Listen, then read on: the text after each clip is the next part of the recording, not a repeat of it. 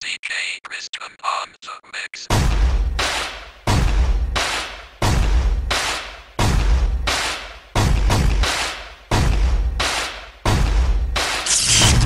Hindi natin alam noon kung sila'y mga kaibigan o kalaban. Di nagtagal at nalaman natin ang kasagutan. Tinawag natin silang mga bala dahil para silang mga besting sumalakay dito sa mundo. Naranasan mo na ba na makipagsapalaran na kapag natalo sa contest tuloy sa lakaran, nagdadasal na sana pangalan ninyo ay banggitin. Ang inaasam-asam na kampyonato'y ang kinig. Naranasan mo na bang galit sa iyong mga hurado? Pagtapak mo ng stage, score mong katasay burado. Naranasan mo na bang di mo tanggap na talo ka? Di pa nagsisimula ang contest, may nanalo na. Di mo alam sa susunod kung sasali ka ulit. Tanging dalay papunta, walang pamasahe pa uwi. Di ka makasama kasi di ka binigyan ni Ermat. Di ka pinayagang lumahok kasi galit si Ermat. Wala kang ibang karamay kundi ang gawang tula.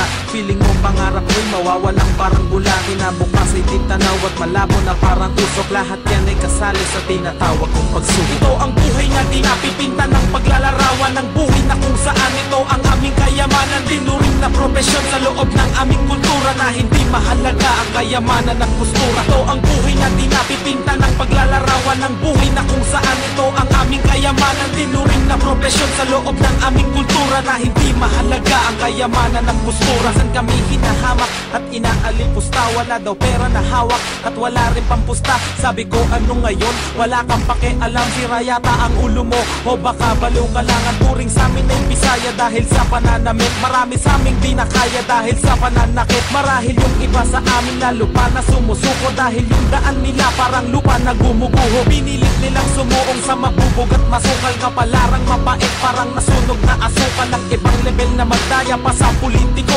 Questionin mo lang sila, ituturing kang kritiko. Sumusulat ako dahil sa Diyos at sa aking dignidad. Makagawa ng alamat tulad ni Felix Trinidad. Tuloy pa rin sa pagsulat kahit magalit ang iba. Ilalahat ko kung paano ko ginamit ang tinta. Ito ang buhay na di napipinta ng paglalarawan ng buhay na kung saan ito ang aming kayamanan. Tinuring na propesyon sa loob ng aming kultura na hindi mahalaga ang kayamanan ng postura. Ito ang buhay na di napipinta ng paglalarawan ng buhay na kung saan ito ang aming kayamanan. Tinuring na propesyon sa loob ng aming kultura na hindi mahalaga ang kayamanan ng postura. Kung taon ako noon nung pumasok ang milenyo, paraan ng pamumuhay ko na bago ang disenyo. Narinig si Andrew E. Salbakuta at krusada, gumawa ng ingay at ugong parang si Jung Lozada. Rap Olympic, ako'y naintriga sa close fight, sa digmaan ng utak ni Triga at Boss Mike. Nagsimulang tumula at ikinapit sa papel na inspira nung narinig ang bakit ni Aristotle. Iba't iba ang nakasalamuha, merong puro angas. May halimaw sa tugma tulad ni Marlon Pero Ramas. Sa kabila ng pagsisikap at sa mura kong edad, pinalad na maging isa sa mga ulo ng rebab. Marahil ay dinanas mo ang naranasan ko noon. Huwag kang panghihinaan dahil nandyan ang Panginoon. Kung nakakaranas ka ng mga sakit at lumbay, bawat paghihirap ay may kalakip na tagumpay. Ito ang buhay na di napipinta ng paglalarawan ng buhay na kung saan ito ang aming kayamanan. Tinuring na propesyon sa loob ng aming kultura na hindi mahalaga ang kayamanan ng postura. Ito ang buhay na di napipinta ng paglalarawan ng buhay na kung saan ito ang aming kayamanan. Tinuring na propesyon sa loob ng aming kultura na hindi mahalaga ang kayamanan ng postura. Ito ang buhay na di napipinta ng paglalarawan ng